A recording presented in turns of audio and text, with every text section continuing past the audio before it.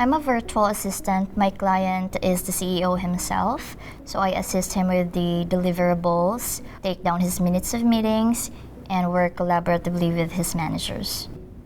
When I first started with CoDev, I feel a roller coaster of emotions because I was given another set of opportunities to have a better advances in life. I was handed out a huge obligation to make a good impression to the client.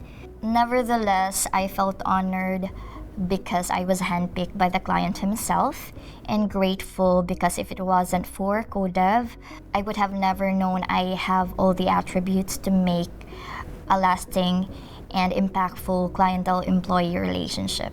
I've been working almost a decade with the BPO industry, and it has been such a mundane task to actually go to work and get stuck in a traffic for an hour and also prepare yourself to go to work for another hour. So now that I'm working at home, it has opened me to new opportunities to actually learn new hobbies, learn new skills, and also spend more time with my family.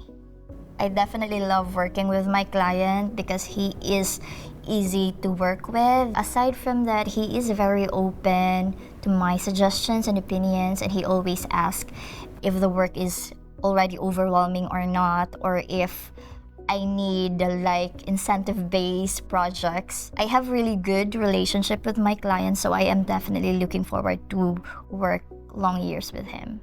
What I can advise to those who are planning to join CoDev and who are aspiring to become a virtual assistant is take that leap of faith, and also you will never know that you have it in you unless you cross that bridge.